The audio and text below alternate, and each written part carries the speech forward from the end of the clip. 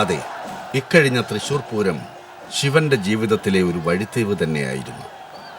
ശിവന്റെ മാത്രമല്ല, തിരുവിതാംകൂർ ദേവസ്വം ബോർഡിന്റെ 3 ഗജകേസരികളുടെ ശിരോലിഖിതം തന്നെ തിരുത്തിക്കുറിച്ചു. ആനക്കാര്യങ്ങളുടെ അലകും പിടിയും തങ്ങളുടെ കയ്യിലാണെന്ന് ഉച്ചൈസ്ഥരം ഉദ്ഘോഷിച്ചിരുന്ന സാക്ഷാൽ പൂരനഗരിക്കാർ ഇക്കഴിഞ്ഞ തൃശൂർ പൂരത്തിന് ചുവടൊന്നും മാറ്റിച്ചവിട്ടി.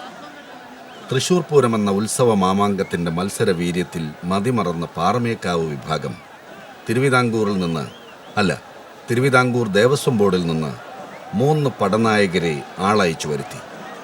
കൈകാൽ കഴുകിച്ച് പടച്ചട്ട അണിയിച്ച് വിശ്വവിഖ്യാതമായ തെക്കോട്ടിറക്കമെന്ന അങ്കത്തട്ടിലേക്ക് ഇറക്കി. തിരുനക്കര ശിവനും മലയാലപ്പുഴ രാജനും മാവേലിക്കര ഉണ്ണികൃഷ്ണനും എന്ന ആ ത്രിമൂർത്തികൾ കിട്ടിയ നേരം കൊണ്ട് തിരുവിതാംകൂറിൻ്റെ വെൺകൊറ്റക്കുട ശക്തൻ തമ്പുരാൻ്റെ സുവർണ സങ്കല്പ ഭൂമിയിൽ ഉയരത്തിൽ പാറിക്കുകയും ചെയ്തു.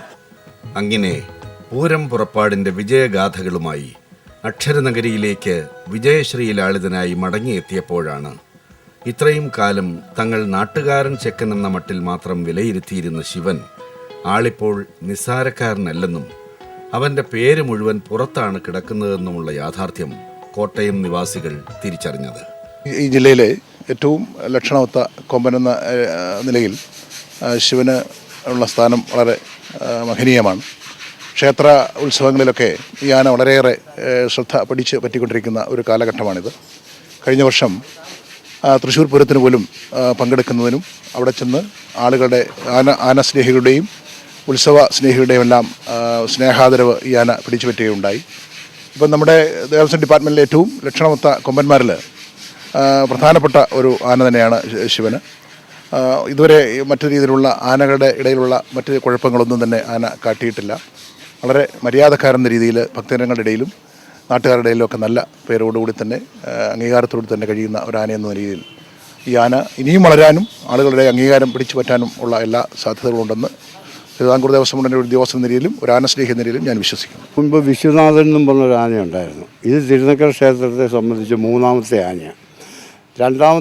ഒന്നാമത്തേത് കൊച്ചുകൊമ്പൻ എന്ന് പറയുന്ന ഒരാന, രണ്ടാമത് ഡോക്ടർ വിശ്വനാഥൻ നടക്കി വെച്ച വിശ്വനാഥൻ എന്ന പേരിൽ അറിയപ്പെടുന്ന ഒരാനയായിരുന്നു. അത് ആനക്കാരുടെ അശ്രദ്ധ മൂലം ആനയെ തല്ലിക്കൊന്നു എന്നുള്ള ഒരു പരാതിയുടെ അടിസ്ഥാനത്തിൽ ഞങ്ങൾ ഇവിടെ പ്രക്ഷോഭണം ഉണ്ടാക്കി.